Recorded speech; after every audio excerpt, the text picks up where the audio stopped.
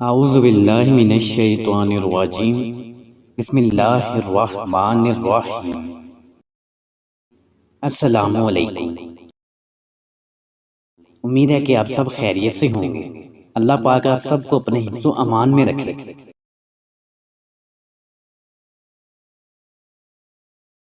اس video میں ہم حضرت موسیٰ علیہ السلام کے بچپن سے لے کے جوانی تک کے واقعات کے بارے میں جانیں گے کہ کیسے ان کی پیدائش پر انہیں صندوق میں رکھ کر دریا میں ڈال دیا گیا، کیونکہ فرعون لعین نے حکم دیا تھا کہ جو بھی بچہ پیدا ہو اسے قتل کر دیا جائے۔ تو چلتے ہیں اپنی ویڈیو کی طرف۔ اللہ تعالیٰ کا ارشاد مبارک ہے، اور یہ تمہارے دانے ہاتھ میں کیا ہے اے موسیٰ علیہ السلام؟ انہوں نے کہا کہ یہ میری لاٹھی ہے، میں کبھی اس پر سہارا لگاتا ہوں اور کبھی اپنی بکریوں پر پتے جھاڑتا ہوں، اور اس میں میرے اور بھی بہت کام نکلتے ہیں۔ ارشاد ہوا کہ اس کو زمین پر ڈال دو اے موسیٰ علیہ السلام۔ سو انہوں نے اس کو ڈال دیا، یکا یک وہ خدا کی قدرت سے ایک دوڑتا ہوا سانپ بن گیا۔ ارشاد ہوا کہ اس کو پکڑ لو اور ڈرو نہیں، ہم ابھی اس کو اس کی پہلی حالت پر کر دیں گے۔ موسیٰ علیہ السلام کا واقعہ معجزات سے بھرا پڑا ہے، شاید اس کا سبب یہودیوں کا شدید عناد اور تکبر ہے۔ موسیٰ علیہ السلام کی زندگی میں معجزات کا آغاز اسی وقت سے ہو گیا تھا جب موسیٰ علیہ السلام فرعون کے محل میں تھے اور اپنے بچپن کی زندگی گزار رہے تھے، اور فرعون لعین نے ہر اس بچے کے قتل کا حکم صادر کر دیا تھا جو بنی اسرائیل میں پیدا ہو، لیکن اللہ تعالیٰ کو موسیٰ علیہ السلام کی نجات منظور تھی، بلکہ اللہ تعالیٰ کو منظور تھا کہ موسیٰ علیہ السلام خود فرعون کے محل میں پرورش پائیں اور وہاں ان کی نشو و نما ہو۔ جب موسیٰ علیہ السلام کی والدہ کو اپنے بیٹے کے بارے خطرہ لاحق ہوا کہ فرعونی اس کو ذبح کر دیں گے، تو اللہ تعالیٰ نے انہیں الہام کیا کہ وہ ایک صندوق تیار کریں اور اس میں حضرت موسیٰ علیہ السلام کو رکھ کر دریا میں ڈال دیں۔ چنانچہ انہوں نے ایسا ہی کیا، بچے کو صندوق میں رکھ کر دریا میں ڈال دیا۔ وہ صندوق پھر موسیٰ علیہ السلام کو اٹھائے ہوئے اس کنارے پر پہنچ گیا جہاں فرعون کا محل تھا۔ اس سے مقصد یہ تھا کہ فرعون کی بیوی اس کو دیکھ کر اپنے خاوند سے اس بات کا مطالبہ کرے کہ اس بچے کو زندہ رہنے دیا جائے، تاکہ جب یہ بڑا ہو تو اس کے سبب دنیاوی فوائد حاصل ہوں۔ موسیٰ علیہ السلام کی والدہ اپنے بیٹے کے متعلق پریشان اور فکر مند تھی۔ اللہ تعالیٰ نے چاہا کہ ان کو قلبی اطمینان دلایا جائے، چنانچہ اللہ تعالیٰ نے موسیٰ کو الہام کیا کہ وہ صبر سے کام لیں، وہ ذات ایک دن ضرور ماں بیٹے کو آپس میں ملا دے گی۔ موسیٰ علیہ السلام کی بہن بھی چونکہ اپنے بھائی کے متعلق خائف تھی، اس لیے ان کی دیکھ بھال کرتی رہیں اور کھوج میں لگی رہیں۔ اگر اس موقع پر اللہ تعالیٰ کی نصرت و مدد نہ آتی تو ضبط نفس سے کام نہ لے سکتی۔ فرعون کی بیوی آسیہ کو اس بات سے خوشی ہوئی کہ یہ پیارا بچہ ان کے محل میں آ پہنچا، اور یہ کہ ان کے خاوند نے اس کو امان دینے پر رضامندی بھی ظاہر کر دی، اور اس کے ساتھ بنی اسرائیل کے بچوں جیسا سلوک کرنے سے اراض کیا ہے۔ موسیٰ علیہ السلام کا حال یہ تھا کہ وہ انتہائی غمگین اور پریشان تھی۔ جب وہ دریائے نیل میں موسیٰ علیہ السلام کو ڈال رہی تھیں تو ان کے دل کی کیفیت یہ تھی کہ وہ موسیٰ علیہ السلام کو نہیں بلکہ اپنے دل کے ٹکڑے کو دریا میں ڈال رہی تھیں۔ دریا میں صندوق ڈالنے کے بعد اس کے پیچھے پیچھے چلتی رہیں، یہاں تک کہ وہ صندوق نظروں سے اوجھل ہو گیا۔ موسیٰ علیہ السلام کا دل بے قرار ہو گیا۔ اگر اللہ نے ان کے دل کو مضبوط نہ کیا ہوتا اور انہیں صبر کی قوت نہ دی ہوتی تو اپنے گمشدہ بچے کا حال سب پر ظاہر کر دیتی۔ اس لیے وہ مطمئن اور پرسکون ہو گئیں اور اپنے بیٹے کے معاملے کو اللہ تعالیٰ کے سپرد کر دیا، اور اپنی بیٹی کو حکم دیا کہ وہ اطمینان کے ساتھ قصر فرعون کے قریب جا کر اپنے بھائی موسیٰ علیہ السلام کے بارے میں معلومات حاصل کرنے کی کوشش کرے۔ موسیٰ علیہ السلام نے اپنی بیٹی کو اس بات سے خبردار کیا کہ کسی کو یہ محسوس تک نہ ہو کہ تم ان کے حالات کی ٹو لگا رہی ہو۔ ادھر قصر فرعون میں یہ حال تھا کہ موسیٰ علیہ السلام نے دودھ پلانے والی تمام عورتوں کا دودھ پینے سے انکار کر دیا اور ٹھان لی کہ وہ صرف اپنی ماں کا ہی دودھ پئیں گے۔ کیا موسیٰ علیہ السلام کی زندگی کا یہ ایک عظیم معجزہ نہیں ہے؟ خود قرآن کریم موسیٰ علیہ السلام کے بچپن کے متعلق بیان کرتا ہے۔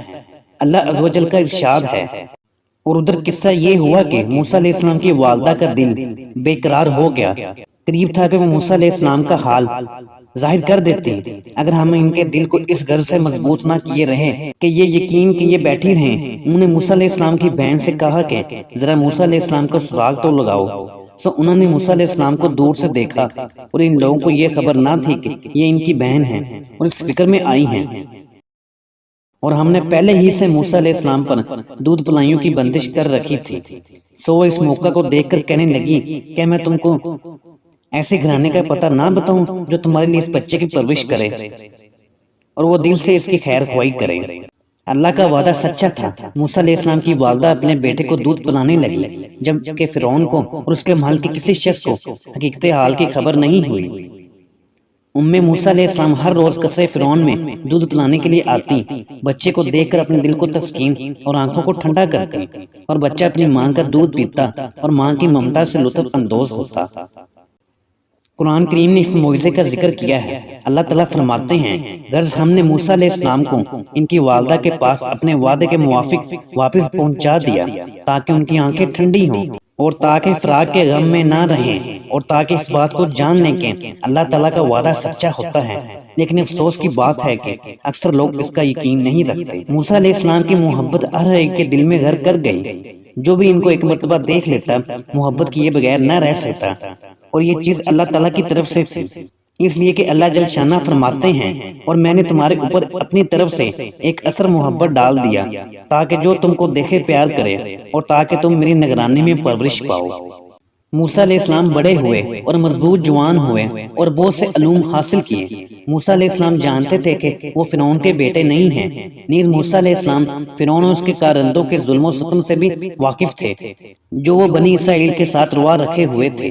ایک دن موسیٰ علیہ السلام شہر میں گئے، وہاں دیکھا کہ ایک فرعونی بنی اسرائیل کے ایک آدمی سے لڑ رہا ہے۔ بنی اسرائیل کے اس کمزور آدمی نے موسیٰ علیہ السلام کو اپنی مدد کے لیے پکارا۔ موسیٰ علیہ السلام نے مداخلت فرمائی اور اس ظالم شخص کو مکہ مارا، جس کے صدمے سے وہ مارا گیا۔ موسیٰ علیہ السلام اس قدر طاقتور تھے کہ جب وہ اپنے مد مکعب پر ایک ہی ضرب لگاتے تو اس کا کام ہی تمام ہو جایا کرتا تھا۔ بہرحال موسیٰ علیہ السلام نے اس آدمی کو قصداً قتل نہیں کیا۔ موسیٰ علیہ السلام نے کہا، یہ کوئی شیطانی حرکت ہو گئی، بے شک شیطان بھی آدمی کا کھلا دشمن ہے، غلطی میں ڈال دیتا ہے۔ پھر موسیٰ علیہ السلام نے اپنے رب سے دعا کی، عرض کیا، اے میرے پروردگار، مجھ سے قصور ہو گیا، آپ معاف کر دیجئے۔ کچھ دنوں کے بعد بنی اسرائیل کا وہی شخص جس کی خاطر موسیٰ علیہ السلام نے فرعونی کو مار ڈالا تھا اور ایک اور آدمی کے خلاف لڑائی میں موسیٰ علیہ السلام سے مدد مانگنے لگا۔ موسیٰ علیہ السلام سمجھ گئے کہ اسے لڑنے مرنے کا بڑا شوق ہے، ہر وقت لڑتا رہتا ہے۔ موسیٰ علیہ السلام نے سختی کے ساتھ اس کو جواب دیا، بے شک تو سری بدرہ آدمی ہے۔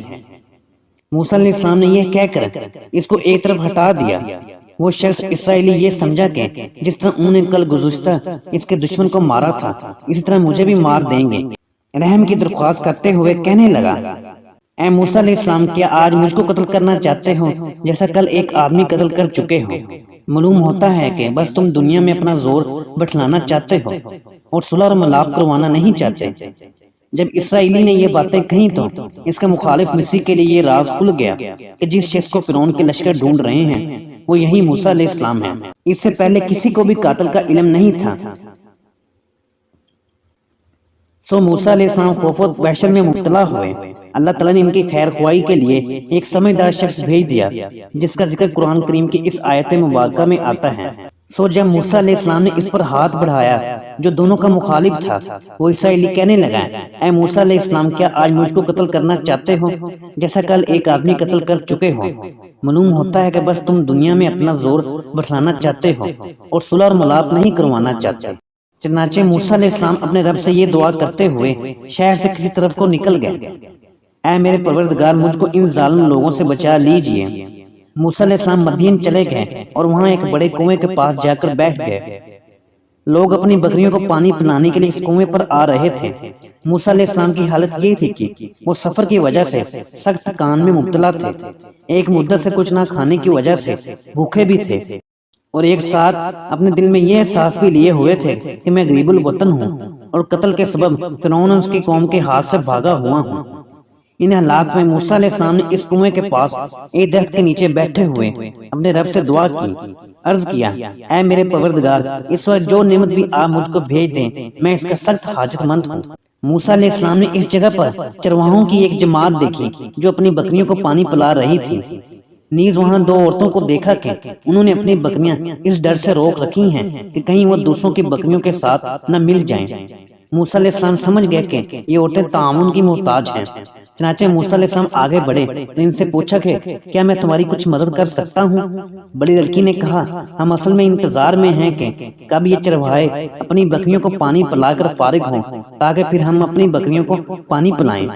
موسیٰ علیہ السلام نے کہا تم ان کے ساتھ مل کر اپنی بکریوں کو پانی کیوں نہیں پلا لیتی؟ چھوٹی لڑکی نے جواب دیا ہم لوگوں کے ازدحام کی وجہ سے ایسا نہیں کر سکتے، آپ دیکھ ہی رہے ہیں۔ موسیٰ علیہ السلام نے ان کی طرف بنظر حیرت دیکھا کہ یہ عورتیں بکریاں چراتی ہیں، حالانکہ یہ کام مردوں کا ہے، اس لیے کہ یہ مشقت امیز اور دقت امیز کام ہے۔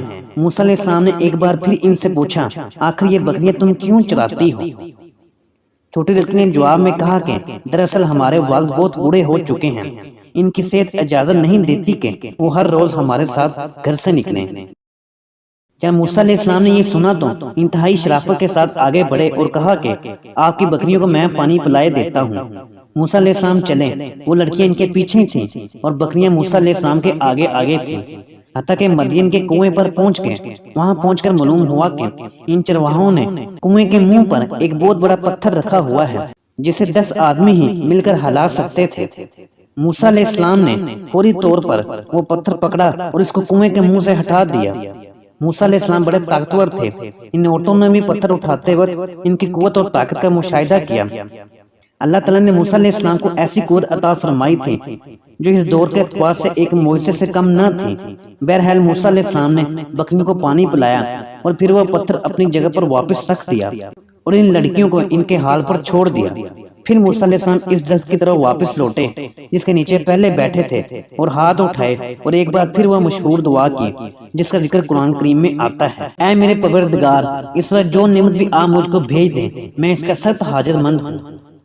وہ دونوں لڑکیاں گھر واپس پہنچیں اور اپنے والد شعیب علیہ السلام سے اس معزز نوجوان کا سارا قصہ بیان کیا جس نے ان کی بکریوں کے لیے کنویں سے پانی کھینچا اور پھر پلایا، جس کے سبب وہ لڑکیاں خلاف معمول گھر جلدی واپس لوٹ آئیں۔ بیٹیوں نے اپنے باپ کو ساری بات خوب وضاحت کے ساتھ بتائی کہ وہ نوجوان کسی دور دراز علاقے سے سفر طے کر کے آئے ہیں اور بڑے تھکے ماندے اور بھوکے محسوس ہوتے ہیں۔ باپ نے اپنی کسی بیٹی کو ان کے پاس بلا بھیجا تاکہ انہیں اپنے کام یعنی بکریوں کو پانی پلانے کی اجرت دی جائے۔ چنانچہ وہ بیٹی شرماتے ہوئے موسیٰ علیہ السلام کے پاس آئی اور اپنے باپ کا پیغام دیا۔ موسیٰ علیہ السلام جانے کے لیے تیار ہوئے اور اس کو کہا کہ تم میرے پیچھے پیچھے چلو اور راستہ دکھاؤ۔ جب گھر پہنچے تو شعیب علیہ السلام نے ان کا خوب اکرام کیا، خاطر تواضع بھی کی اور اپنی ایک بیٹی اس شرط پر نکاح کے لیے پیش کی کہ وہ ان کے پاس 8 سال تک بکریاں چرائیں گے، اگر وہ 10 سال تک یہ خدمت انجام دیں تو ان کی مرضی ہے۔ موسیٰ علیہ السلام نے اس عمدہ پیشکش کو قبول کیا اور اس امر پر شعیب علیہ السلام سے اتفاق کیا۔ یوں کئی سال گزر گئے۔ اللہ تعالیٰ نے موسیٰ علیہ السلام کو اپنا پیغمبر اور بار ایمانت کا حامل بنانا تھا۔ متعین کردہ مدت کا اختتام ہوا اور موسیٰ علیہ السلام کی زندگی میں معجزہ کبریٰ کا ظہور اور آغاز ہوا۔ ہم ذیل کی سطروں میں کوئی طور سے معجزے کی ابتدا اور عصا اور سام کے درمیان تعلق کو ملاحظہ کریں گے۔ موسیٰ علیہ السلام کا عصا بھی اللہ تعالیٰ کی مشیت اور تصرف کے تحت ان معجزات میں سے ایک تھا جو موسیٰ علیہ السلام کو عطا کیے گئے تھے۔ مشیت خدا بندی کے مطابق وہ عصا مختلف صورتیں اور حالتیں اختیار کر لیتا تھا، لیکن موسیٰ علیہ السلام کی نظر میں اس کی اہمیت صرف 2 چیزوں میں منحصر تھی جس کا ذکر قرآن کریم کی اس آیت میں آتا ہے، میں اس عصا لاٹھی پر ٹیک لگاتا ہوں اور اس کے ذریعے درختوں کے پتے اپنی بکریوں کو کھلانے کے لیے جھاڑتا ہوں۔ مگر چونکہ موسیٰ علیہ السلام اللہ کے نبی تھے اور اللہ کے پیغمبر جامع کلام کیا کرتے ہیں، اس لیے ان 2 اہمیتوں کو ذکر کرنے کے بعد فرمایا اس عصا سے اور بھی بہت سے مقاصد حاصل ہوتے ہیں۔ علماء نے موسیٰ علیہ السلام کے عصے کے متعدد نام ذکر کیے ہیں۔ بعض کہتے ہیں موسیٰ علیہ السلام کے عصے کا نام ماسا تھا، بعض کہتے ہیں کہ اس کا نام غیاض تھا، جبکہ بعض علماء اس کا نام علیق بتاتے ہیں۔ اس عصا کی لمبائی موسیٰ علیہ السلام کی لمبائی سے 10 گز تھی۔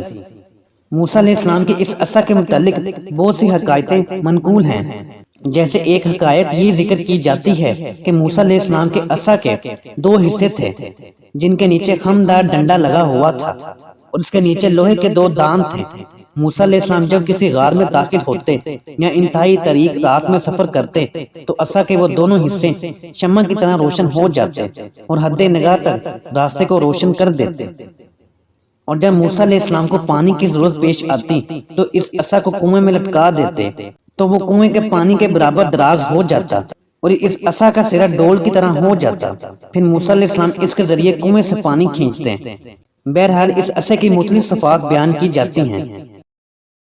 اسی طرح اس عصا کے بارے میں یہ حکایت بھی بیان کی جاتی ہے، جب یہ عصا زمین پر مارا جاتا تو زمین سے اس قدر طعام برآمد ہو جاتا جو موسیٰ علیہ السلام کے ایک دن کے لیے کافی ہوتا، اور جب اس عصا کو کسی دشوار گزار سخت قسم کے پہاڑ یا پتھروں اور کانٹوں والے راستے پر مارا جاتا تو وہ راستہ کشادہ ہو جاتا۔ بہرحال موسیٰ علیہ السلام نے جب اس مدت کو پورا کر لیا جس کی تعین شعیب علیہ السلام نے کی تھی تو اس دوران موسیٰ علیہ السلام کی شعیب علیہ السلام کی بیٹی صفورہ سے شادی ہوئی۔ موسیٰ علیہ السلام نے مدین سے نکلنے کا ارادہ کیا، پس آپ اپنی اہلیہ کے ہمراہ سرزمین مدین کو چھوڑتے ہوئے بلاد شام کی جانب چل پڑے۔ سردیوں کا موسم تھا، سخت سردی اور تاریکی کا عالم تھا۔ آپ کے ساتھ آپ کی بیوی اور بھیڑ بکریاں تھیں جو شعیب علیہ السلام نے ان کو کام کی اجرت کے طور پر دی تھی۔ موسیٰ علیہ السلام شہر کی آبادی سے نکلتے ہوئے اور شام کے ملوک سے ڈرتے ہوئے شام کی سرزمین پر سفر طے کرنے لگے۔ آپ کا اس روز اہم مقصد اپنے بھائی ہارون کو مصر سے نکالنا تھا۔ موسیٰ علیہ السلام راستوں سے واقف نہیں تھے۔ آپ چلتے چلتے کوہ طور کی مغربی جانب جا پہنچے۔ سخت سردیوں کی رات ہے، رات کا شدید اندھیرا چھایا ہوا ہے اور آسمان گرج رہا ہے، بجلی چمک رہی ہے اور بارش برس رہی ہے، اور پھر آپ کی زوجہ بھی حاملہ ہیں، 9ویں مہینے میں ہیں۔ وہ اچانک درد ولادت سے دو چار ہیں۔ حضرت موسیٰ علیہ السلام اپنی زوجہ کی حالت سخت سردی اور اندھیری رات کی وجہ سے بہت پریشان ہوئے۔ اسی اثناء میں حضرت موسیٰ علیہ السلام نے کوہ طور کی جانب ایک روشنی محسوس کی۔ آپ نے اسے آگ خیال کیا، اپنی بیوی سے کہنے لگے، تم ٹھہری رہو، میں نے آگ دیکھی ہے، شاید اس میں سے تمہارے پاس شعلہ لاؤں یا آگ کے پاس رستے کا پتہ مجھ کو مل جائے۔ موسیٰ علیہ السلام چاہتے تھے انہیں کوئی راستہ بتانے والا مل جائے، لیکن جب وہ اس آگ کے قریب پہنچے تو وہاں ایک عظیم نور کو دیکھا جو آسمان سے لے کر اس درخت تک پھیلا ہوا تھا جو اس جگہ موجود تھا۔ موسیٰ علیہ السلام جب اس وادی میں داخل ہوئے جس کو طوا کہا جاتا ہے تو آپ نے وہاں بہت سکون اور خاموشی کو محسوس کیا۔ موسیٰ علیہ السلام اس آگ کے قریب ہی ہوئے تھے کہ آپ نے یہ غیبی آواز سنی۔ موسیٰ علیہ السلام کو من جانبی اللہ آواز دی گئی، جو اس آگ کے اندر ہیں فرشتے ان پر بھی برکت ہو، اور جو اس کے پاس ہیں یعنی موسیٰ علیہ السلام اس پر بھی برکت ہو، اور رب العالمین پاک ہیں۔ موسیٰ علیہ السلام اچانک رک گئے، آپ پر کپ کپی طاری ہو گئی۔ موسیٰ علیہ السلام سمجھے کہ یہ آواز کسی محدود جگہ سے نہیں بلکہ ہر طرف سے آ رہی ہے۔ پھر موسیٰ علیہ السلام کو اس مبارک میدان کی داہنی جانب سے ایک درخت میں سے آواز آئی اور زمین اللہ کی ہیبت و جلال سے ہل گئی۔ اللہ تعالیٰ کی طرف سے آواز آئی، میں ہی تمہارا پروردگار ہوں۔ یہ سن کر موسیٰ علیہ السلام کے خوف اور لرزنے میں مزید اضافہ ہو گیا۔ اس کے بعد موسیٰ علیہ السلام نے یہ آواز سنی کہ کوئی کہہ رہا ہے، پس تم اپنی جوتیاں اتار ڈالو کیونکہ تم ایک پاک میدان یعنی طوا میں ہو۔ جب موسیٰ علیہ السلام نے یہ آواز سنی تو انہیں یقین ہو گیا کہ وہ ان کے رب تعالیٰ ہیں۔ آپ کا دل دھڑکنے لگا، زبان اڑنے لگی اور گھبراہٹ طاری ہو گئی۔ حالت یہ ہو گئی کہ روح حیات ہوتے ہوئے بھی ایسے ہو گئے جیسے جسم سے روح ہی خارج ہو گئی ہو۔ اس حکم خداوندی کا سبب یہ تھا کہ آپ کے قدم اس مبارک اور پاکیزہ مقام کو مس کریں تاکہ اس کی برکت انہیں حاصل ہو، کیونکہ وہ مقدس مقام تھا۔ بعض علماء کہتے ہیں اس کا سبب یہ تھا کہ کسی مقدس مقام پر ننگے پاؤں چلنا تواضع کی علامت کے علاوہ احترام اور تہذیب نفس شمار کیا جاتا ہے۔ بعد ازاں موسیٰ علیہ السلام نے اس پیغام الہی کو قبول کیا کہ وہ اللہ تعالیٰ کے منتخب کردہ پیغمبر ہیں، چنانچہ ارشاد باری تعالیٰ ہے، اور میں نے تم کو نبی بنانے کے لیے منتخب فرمایا ہے، سو کچھ وحی کی جا رہی ہے، اس کو سن لو۔ میں اللہ ہوں، میرے سوا کوئی معبود نہیں، تم میری ہی عبادت کرو اور میری ہی یاد کی نماز پڑھا کرو۔ دوسری بات یہ سنو کہ بلا شبہ قیامت آنے والی ہے، میں اس کو تمام خلائق سے پوشیدہ رکھنا چاہتا ہوں تاکہ ہر شخص کو اس کے کیے کا بدلہ مل جائے، سو تم کو قیامت سے ایسا شخص باز نہ رکھنے پائے جو اس پر ایمان نہیں رکھتا اور اپنی نفسانی خواہش پر چلتا ہے، کہیں تم اس بے فکری کی وجہ سے تباہ نہ ہو جاؤ۔ اس کے بعد اس عصا کا ذکر آتا ہے جو اللہ تعالیٰ کے ارادے سے موسیٰ علیہ السلام کے من جملہ معجزات میں سے ایک معجزہ بنا۔ رحمان و رحیم نے اپنے بندے موسیٰ علیہ السلام سے اس عصا کے بارے پوچھا، اے موسیٰ علیہ السلام تیرے دائیں ہاتھ میں کیا ہے؟ موسیٰ علیہ السلام نے اپنی علمی حدود کے مطابق جواب دیا، یہ میری لاٹھی ہے، میں کبھی اس پر سہارا لگاتا ہوں اور کبھی اپنی بکریوں پر پتے جھاڑتا ہوں اور اس میں میرے اور بھی بہت کام نکلتے ہیں۔ موسیٰ علیہ السلام اتنی بات کہہ کر خاموش ہو گئے، اس لیے کہ ایک بشر کی یہی حد ہے۔ موسیٰ علیہ السلام بھی بشری حدود ہی رکھتے تھے، اور اس کے علاوہ دوسرے کام جنہیں موسیٰ علیہ السلام جانتے تھے وہ یہ ہیں کہ موسیٰ علیہ السلام اس عصا کو زمین پر ڈالتے تو وہ ایک بہت بڑے اژدھے کی شکل اختیار کر لیتا تھا اور زمین پر رینگنے لگتا تھا۔ اس کے متعلق کہا جاتا ہے کہ وہ انتہائی سیاہ اژدھا تھا، 4 ٹانگوں پر چلتا تھا، اس کے 2 حصے ایک کھلے ہوئے منہ کی صورت اختیار کر لیتے تھے اور اس کے منہ میں 12 دانت تھے جس سے آگ کے شعلے کی طرح آواز آتی، اور خمدار ڈنڈا اس کے لیے کلگی کے طور پر بن جاتا تھا جس سے آگ کی طرح شعلے نکلتے اور اس کی آنکھیں بجلی کی طرح چمکتی تھیں، اور اس کا وصف یہ تھا کہ وہ اژدھے کی طرح عظیم، سانپ کی طرح لطیف اور نرم تھا۔ قرآن کریم میں اللہ تعالیٰ ایک مقام پر خود اسی طرح فرماتے ہیں، یعنی وہ عصا اچانک ایک بڑا اژدھا بن گیا۔ ایک جگہ فرمایا یعنی گویا کہ وہ سانپ ہے، اور ایک اور مقام پر فرمایا یعنی وہ دوڑتا ہوا سانپ بن گیا۔ جب موسیٰ علیہ السلام نے رب العزت کو بتایا کہ میرے ہاتھ میں یہ لاٹھی ہے، تو پھر ایک اور حکم الہی آیا، یعنی اس کو زمین پر ڈال دو اے موسیٰ۔ موسیٰ علیہ السلام نے تعمیل حکم کے لیے اپنی لاٹھی جب زمین پر ڈالی تو موسیٰ علیہ السلام یہ منظر دیکھ کر حیرت زدہ رہ گئے کہ وہ لاٹھی ایک بہت بڑے اژدھے کی شکل میں تبدیل ہو گئی۔ پھر وہ اژدھا بڑی تیزی سے حرکت کرنے لگا۔ موسیٰ علیہ السلام اس خوفناک صورتحال کا مقابلہ نہ کر سکے، ان کا جسم اور بدن تھر تھر کانپنے لگا، ان کے دل میں خوف و گھبراہٹ کا احساس پیدا ہو گیا۔ آپ گھبرا کر پیچھے کی جانب مڑے، ابھی چند قدم ہی چلے ہوں گے کہ پروردگار نے انہیں آواز دی تاکہ ان کو قلبی اطمینان دلایا جائے اور ثابت قدم رکھا جائے۔ اللہ تعالیٰ نے آواز دی، اے موسیٰ علیہ السلام ڈرو نہیں، اور ہمارے حضور میں پیغمبر نہیں ڈرا کرتے۔ نیز ارشاد ہوا، آگے آؤ اور ڈرو مت، تم ہر طرح امن میں ہو۔ یہ سن کر موسیٰ علیہ السلام تھوڑی دیر کے لیے رکے اور واپس اسی جگہ سانپ سے ڈرتے ہوئے آ گئے جہاں وہ سانپ حرکت کر رہا تھا۔ موسیٰ علیہ السلام اتنے بڑے اژدھے کے سامنے کیسے کھڑے ہو سکتے تھے جو اپنا سر اٹھائے ہوئے اور منہ کھلے ہوئے تھا؟ رب العزت نے دوبارہ موسیٰ علیہ السلام کو آواز دی، اس کو پکڑ لو اور ڈرو نہیں۔ موسیٰ علیہ السلام اس کو کیسے پکڑ لیتے؟ وہ تو حرکت کر رہا ہے۔ موسیٰ علیہ السلام کے لیے امر مشکل تھا کہ وہ اتنے بڑے اژدھے کو اپنے ہاتھ سے پکڑ لیتے، اس کی کون جرأت کر سکتا ہے؟ لیکن اللہ تعالیٰ کی طرف سے اس حکم کی تاکید اور اطمینان اور نہ ڈرنے کا وعدہ آیا۔ ارشاد ہوا، اس کو پکڑ لو اور ڈرو نہیں، ہم ابھی اس کو اس کی پہلی حالت پر کر دیں گے۔ موسیٰ علیہ السلام کو تھوڑی دیر کے لیے تردد ہوا، پھر ڈرتے ہوئے اس کے قریب ہونے لگے۔ موسیٰ علیہ السلام نے اپنا ہاتھ اس سانپ کی طرف بڑھایا جو حرکت کر رہا تھا۔ موسیٰ علیہ السلام کے جسم پر ان کا ایک جبہ تھا۔ آپ نے اس اژدھے سے ڈرتے ہوئے آستین کو اپنے ہاتھ پر لپیٹ لیا۔ حکم ہوا کہ آستین سے اپنا ہاتھ باہر نکالیں۔ آپ نے آستین سے ہاتھ باہر نکالا اور اس کے سر کے نیچے رکھ دیا۔ جب موسیٰ علیہ السلام نے اس اژدھے کو چھوا تو دیکھا کہ وہ تو ان کا وہی عصا بن گیا جو ان کے ہاتھ میں ہوتا تھا، اور ان کا ہاتھ اسی کے انہی 2 حصوں کے درمیان ہے جہاں وہ اس کو رکھتے تھے۔ اس کے بعد موسیٰ علیہ السلام کے لیے ایک اور حکم خدا بندی آیا۔ ارشاد ہوا، تم اپنا ہاتھ گریبان کے اندر ڈالو اور پھر نکالو، وہ بلا کسی مرض کے نہایت روشن ہو کر نکلے گا، اور خوف رفع کرنے کے واسطے اپنا وہ ہاتھ پھر اپنے سے بدستور سابق ملا لینا۔ چنانچہ موسیٰ علیہ السلام نے جب اپنا ہاتھ اپنے گریبان میں ڈال کر نکالا تو وہ چاند کی طرح چمکنے لگا۔ اس کی خوبصورت چمک آنکھوں کو خیرہ کر رہی تھی۔ موسیٰ علیہ السلام اس معجزہ سے اور زیادہ متاثر ہوئے۔ پھر آپ نے اپنے رب کے حکم کی تعمیل کی خاطر اپنا ہاتھ اپنے دل پر رکھا تاکہ ان کا خوف رفع ہو جائے۔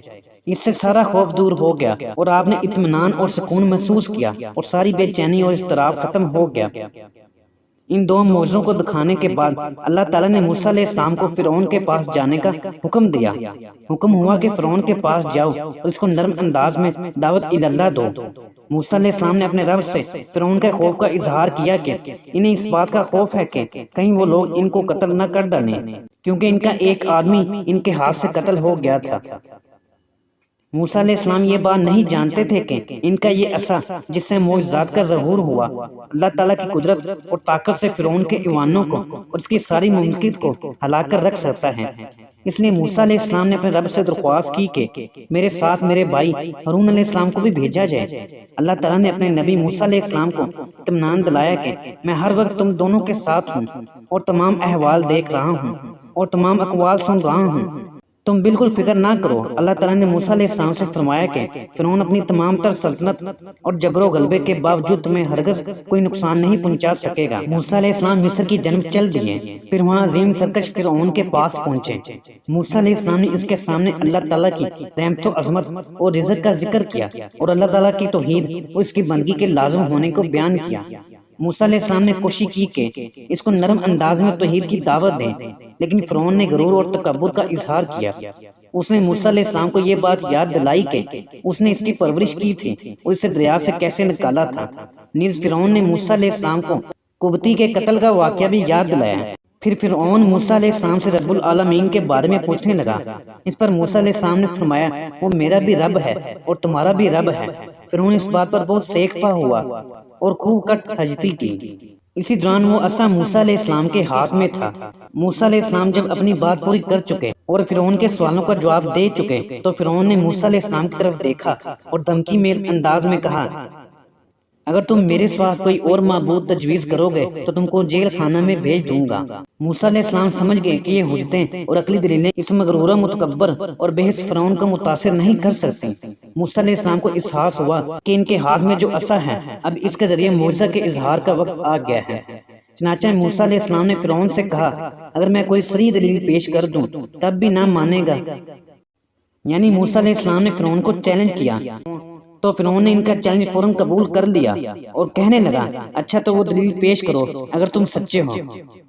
چنانچہ موسیٰ علیہ السلام نے اپنا عصا پکڑا اور اسے قصرۂ فرعون کے ایک بڑے ہال میں ڈال دیا۔ فرعون اور اس کے حاشیہ نشین اوسان کھوئے بیٹھے تھے۔ انہوں نے سمجھا کہ موسیٰ علیہ السلام کے ہاتھ سے ان کا عصا فرعون کے مطالبہ دلیل پر خوف کے سبب زمین پر گر گیا ہے۔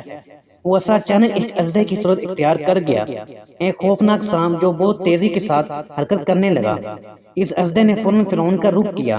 فرعون کے چہرے کا رنگ خوف کی وجہ سے اڑ گیا۔ لوگ خوفزدہ ہو کر اپنی جگہ کو چھوڑ کر بھاگنے لگے۔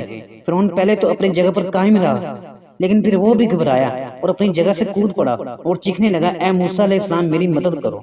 سب لوگ اس محل کے دروازوں کے پاس فرعون کے خوف و گھبراہٹ کا اور موسیٰ علیہ السلام کے معجزے کا مشاہدہ اور نظارہ کر رہے تھے۔ پھر موسیٰ علیہ السلام نے اس بڑے سانپ کی طرف اپنا ہاتھ بڑھایا تو وہ ان کے ہاتھ میں پہلے کی طرح عصا بن گیا۔ موسیٰ علیہ السلام نے وہاں کھڑے ہوئے لوگوں کے سامنے اپنے دوسرے معجزے کا بھی اس طرح اظہار کیا کہ اپنا ہاتھ گریبان میں ڈال کر اس کو نکالا تو وہ چاند کی طرح روشن ہو گیا، جسے دیکھ کر فرعون، اس کے وزیروں اور ارد گرد کھڑے لوگوں کے ہوش اڑ گئے۔ بہرحال موسیٰ علیہ السلام کے دیگر معجزات کی طرح عصا کا معجزہ ابھی جاری و ساری ہے۔ اس معجزے کے متعلق واقعات بہت زیادہ ہیں جو ابھی ختم نہیں ہوئے۔ فرعون نے تمام حالات کا بذات خود مشاہدہ کر لینے کے بعد یہ خیال کیا کہ موسیٰ علیہ السلام اور ہارون علیہ السلام نے جو کرشمہ دکھایا وہ اصل میں سحر و جادو کی کوئی قسم تھی۔ اس لیے فرعون اپنے حاشیہ برادروں سے کہنے لگا اصل میں یہ موسیٰ علیہ السلام تم کو تمہاری سرزمین سے نکالنا چاہتا ہے، تم ہی بتاؤ کیا کرنا چاہیے۔ علماء کہتے ہیں فرعون نے جب اللہ تعالیٰ کی قدرت کا مظاہرہ موسیٰ علیہ السلام کے ہاتھ میں اور ان کے عصے میں دیکھا تو کہنے لگا میرا خیال ہے کہ ہم لوگ موسیٰ علیہ السلام پر اس صورت میں غالب آ سکتے ہیں جبکہ ان کی طرح کا کوئی شخص لائیں۔ چنانچہ اس نے بنی اسرائیل کے چند لڑکے پکڑے جن کو گرکا کہا جاتا تھا اور ان کو اس طرح سحر و جادو کی تنیم دلانے لگا جیسے چھوٹے بچوں کو مکتب میں باقاعدہ تنیم کے لیے بھیجا جاتا ہے۔ چنانچہ ان کو خوب جادو کا فن سکھایا۔ پھر فرعون نے موسیٰ علیہ السلام سے ایک دن کا وعدہ کر لیا اور کہا اے موسیٰ علیہ السلام تم جادوگر ہو، میں نے بھی تہیہ کیا ہے کہ سب لوگوں کے سامنے تمہاری حقیقت کا انکشاف کروں، کچھ ہی دنوں کے بعد ہمارے جادوگر آ جائیں گے۔ موسیٰ علیہ السلام نے جواب دیا تمہارے ان جادوگروں سے کب ملاقات ہوگی؟ فرعون نے کہا عید کے دن کا وعدہ رہا کیونکہ وہ بہار کا دن ہوگا، اس دن سب لوگ جمع ہوں گے، لوگ اس دن چاشت کے وقت ضرور پہنچ جائیں گے۔ اے موسیٰ یہ ہے وعدے کا وقت۔ حضرت موسیٰ علیہ السلام نے فرمایا میں مقررہ دن کو صبح سویرے اپنے گھر سے نکل آؤں گا۔ یہ کہہ کر حضرت موسیٰ علیہ السلام فرعون کے محل سے باہر تشریف لے گئے۔ ادھر فرعون کے کارندے اپنی اپنی سواریوں پر سوار ہو کر مصر کے گرد و نواح میں تیزی سے پھیل گئے اور دوسرے دن تمام مصر میں اعلان کرنے لگے۔ مصر کے تمام ماہر جادوگروں کو چاہیے کہ وہ ایک عظیم کام سر انجام دینے کے لیے فرعون کے محل پہنچ جائیں۔ موسیٰ علیہ السلام اپنی دعوت پر برقرار رہے۔ آخرکار یوم الزنا میلے کا دن آ ہی گیا اور جادوگر فرعون کے پاس جمع ہونے لگے۔ فرعون نے موسیٰ علیہ السلام پر غلبہ پانے کی شرط پر بڑے بڑے انعامات سے نوازنے کا وعدہ بھی کیا۔ چنانچہ بچے، بوڑھے، مرد، جوان، عورتیں، غرض تمام لوگ چھوٹی بڑی جماعتوں کی شکل میں میلے کے مقام کی طرف نکل پڑے تاکہ اپنی نوعیت کا ایک انوکھا مقابلہ دیکھ سکیں، یعنی جادوگروں کا مسحور کن مقابلہ، کیونکہ وہ اپنی دانش میں حضرت موسیٰ علیہ السلام کو بھی جادوگر گردانتے تھے۔ چنانچہ لوگ صبح سویرے مقابلے کے میدان میں اپنی اپنی نشستوں پر بیٹھنے لگے۔ جادوگروں کے اس عظیم مقابلے سے مصر کا ہر فرد باخبر تھا، مگر موسیٰ علیہ السلام کے اس معجزے سے سبھی بے خبر تھے، جو عنقریب ان سب کی زبانوں پر مہر سکوت ثبت کرنے والا تھا اور فرعون اور اس کے سائروں کے دعووں کو لوگوں کے سامنے واشگاف کرنے والا تھا۔ چنانچہ مقابلے کا میدان گرم ہوا۔ 5 5 10 10 15 15 افراد پر مشتمل جادوگر میدان میں مقابلے کی غرض سے رونما ہونے لگے، مگر موسیٰ علیہ السلام اپنے عصا کو ہاتھ میں لیے حق و باطل کے اس فیصلہ کن مارکے میں تنہا کھڑے ہیں۔ فرعون جواہر سے مرصع لباس میں ملبوس ہو کر ایک صاحبان نما چوترے پر بیٹھ گیا اور اس کے حاشیہ نشین وزراء اور اراکین حکومت اس کے ارد گرد جمع ہو گئے۔ موسیٰ علیہ السلام دل ہی دل میں اللہ کو یاد کرتے ہوئے خاموشی کے ساتھ کھڑے تھے اور انہوں نے اپنے آس پاس کی چیزوں کی طرف نظر اٹھا کر بھی نہیں دیکھا۔ اتنے میں جادوگر مجمع کی طرف بڑھے اور حضرت موسیٰ علیہ السلام کو خطاب کر کے کہنے لگے، آپ پہلے ڈالیں گے یا ہم پہلے ڈالنے والے بنے؟ حضرت موسیٰ علیہ السلام نے فرمایا، نہیں، تم پہلے زور آزمائی کر لو۔ جادوگروں نے کہا، فرعون کی عزت کی قسم، ہم ہی جیت جائیں گے۔ موسیٰ علیہ السلام نے جواب میں فرمایا، تمہارا ناز ہو، اللہ تعالیٰ پر افطرا مت باندھو ورنہ اللہ تعالیٰ تمہیں سخت عذاب میں مبتلا کرے گا۔ اسی اسنا میں حضرت موسیٰ علیہ السلام نے پیچھے مڑ کر دیکھا تو جبرائیل امین علیہ السلام ان کے دائیں جانب تشریف فرما ہیں اور فرما رہے ہیں، اے موسیٰ، اللہ کے دوستوں کے ساتھ نرمی کا برتاؤ کرو۔ حضرت موسیٰ علیہ السلام دل ہی دل میں خیال کرنے لگے، یہ اللہ کے دوست کیسے ہو سکتے ہیں؟ یہ تو جادوگر ہیں، دین فرعون کی مدد کے لیے آئے ہیں۔ یہ خیال کر ہی رہے تھے کہ حضرت جبرائیل علیہ السلام نے دوبارہ فرمایا، موسیٰ، اور یہ اللہ کے ساتھ نرمی برتو، یہ لوگ اس وقت سے عصر کی نماز تک تمہارے پاس ہیں، عصر کی نماز کے بعد سیدھے جنت میں جائیں گے۔ جادوگروں کی تعداد کے متعلق مختلف آراء ہیں۔ کعب کہتے ہیں کہ وہ 12,000 تھے، ایک اور عالم کی رائے کے مطابق 30 اور 40 کے درمیان تھے۔ اکرمہ کے بقول ان کی تعداد 70,000 تھی۔ ان سب اقوال کو جمع بھی کیا جا سکتا ہے۔ وہ اس طرح کے ابتدا میں جن سائروں کو فرعون نے جمع کیا تھا ان کی تعداد 70,000 تھی۔ ان میں سے 7,000 ماہر جادوگروں کو منتخب کیا، پھر ان 7,000 ماہرین میں سے 700 کو چنا گیا، پھر 700 میں سے صرف ان 70 کا انتخاب کیا جو ان تمام کے بڑے اور استاد تھے۔ ان کے سربراہ کا نام بقول بعض شمون اور بعض کے نزدیک یوحنا تھا، اور یہ بھی کہا گیا کہ ان 70 میں سے سب سے زیادہ کامل 2 بھائی تھے جو مقام سعید کے باشندے تھے۔ بہرحال جب موسیٰ علیہ السلام نے ان سے فرمایا، اے کم بختی کے مارو، اللہ پر جھوٹے افطرا مت کرو، کبھی خدا تعالیٰ تم کو کسی قسم کی سزا سے بالکل نصیت و نابود ہی کر دیں، اور جو جھوٹ باندھتا ہے وہ ناکام رہتا ہے۔ تو ساحرین آپس میں خفیہ گفت و شنید کرنے لگے اور ایک دوسرے سے کہنے لگے کہ یہ کسی ساحر کا کلام تو نہیں لگ رہا ہے، اس کو اللہ تعالیٰ نے یوں بیان فرمایا ہے۔ بس جادوگر بہم اپنی رائے میں اختلاف کرنے لگے اور خفیہ گفتگو کرنے لگے۔ جادوگروں نے کہا، سو اب ہم تمہارے مقابلے میں ایسے ہی جادو لاتے ہیں۔ یہ کہہ کر ساحروں نے اپنی لاٹھیوں اور رسیوں کو پھینک دیا تو پورا میدان چھوٹے بڑے سانپوں اور اسدوں سے کھچا کھچ بھر گیا جو ادھر ادھر انتہائی تیزی سے بھاگ رہے تھے، کیونکہ جادوگروں نے نظر بندی کر رکھی تھی اور ماہرانہ انداز سے جادو کر کے لوگوں کو حیرت زدہ کرنے کی از حد کوشش کی گئی تھی۔ اس عجیب اور محصور کن منظر کو دیکھتے ہی تمام لوگ اپنی اپنی کامیابی پر خوش ہونے لگے اور بغلے بجانے لگے، اور فرعون بھی خوشی سے ہنس پڑا اور اسے موسیٰ علیہ السلام پر غالب آنے کا یقین آ گیا۔ موسیٰ علیہ السلام نے جب یہ منظر دیکھا تو ان کے دل میں خوف سا پیدا ہوا، اور حضرت ہارون علیہ السلام بھی ان کے پاس ہی کھڑے تھے اور ان کی بھی یہی کیفیت تھی، مگر اسی وقت یہ آواز آئی، تم ڈرو نہیں، تم ہی غالب رہو گے، اور یہ تمہارے دانے ہاتھ میں جو ہے اس کو ڈال دو، اور انہوں نے جو کچھ بنایا ہے سب کو نگل جائے گا۔ یہ جو کچھ بنایا ہے جادوگروں کا سانگ ہے، اور جادوگر کہیں جامع کامیاب نہیں ہوتا۔ چنانچہ اللہ تعالیٰ کے اس اطمینان دلانے پر موسیٰ علیہ السلام مطمئن ہو گئے اور ان کا خوف دور ہو گیا۔ انتہائی اطمینان کے ساتھ ہاتھ اٹھایا اور عصا کو چنگ ان کی طرف پھینک دیا۔ عصے کا زمین پر پڑنا تھا کہ ایک عظیم معجزے کا ظہور ہوا۔ وہ انتہائی سریع الحرکت اژدھے کی صورت اختیار کر گیا، اور چنگ سانپ نما رسیوں اور لاٹھوں پر حملہ آور ہوا اور ان سب کو ایک ایک کر کے نگلنے لگا، اور اس نے انتہائی خوفناک انداز میں تمام سانپوں کو ختم کر ڈالا۔ چند سیکنڈ میں میدان لاٹھیوں اور رسیوں سے خالی ہوا جو کہ سانپوں کی شکل اختیار کر گئی تھی۔ پھر وہ اژدہا انتہائی ادب کے ساتھ موسیٰ علیہ السلام کی طرف آیا۔ موسیٰ علیہ السلام نے اس کی طرف ہاتھ بڑھایا تو وہ دوبارہ اپنی اصلی صورت میں آ گیا، یعنی عصا بن گیا۔ اس عظیم منظر کو دیکھ کر ساحروں نے یقین کر لیا کہ یہ سحر و جادو کا اثر نہیں ہے، بلکہ اس کے پیچھے کوئی اور بڑی طاقت کار فرما ہے، کیونکہ سحر کے تمام نشیب و فراز سے وہ واقف تھے۔ چنانچہ تمام جادوگر سجدے میں گر گئے اور کہنے لگے، ہم ایمان لے آئے رب العالمین پر جو موسیٰ اور ہارون علیہ السلام کا بھی رب ہے۔ یہی وہ معجزہ نبوی ہے جو ایمان باللہ کا ذریعہ بنا۔ عصے کا یہ معجزہ یہاں پر ختم نہیں ہوا، بلکہ اس سے اور بھی بہت سارے معجزے رونما ہوئے۔ ناظرین، ہماری آج کی ویڈیو یہیں تک تھی۔ امید ہے کہ آپ کو ہماری یہ ویڈیو پسند آئی ہوگی۔ ویڈیو کو لائک بھی کریں اور ہمارے چینل کو سبسکرائب بھی کر دیں، اور گھنٹی کے بٹن کو پریس کر دیں تاکہ اس طرح کی مزید اچھی ویڈیو آپ تک بر وقت پہنچ سکیں۔ شکریہ، اللہ حافظ۔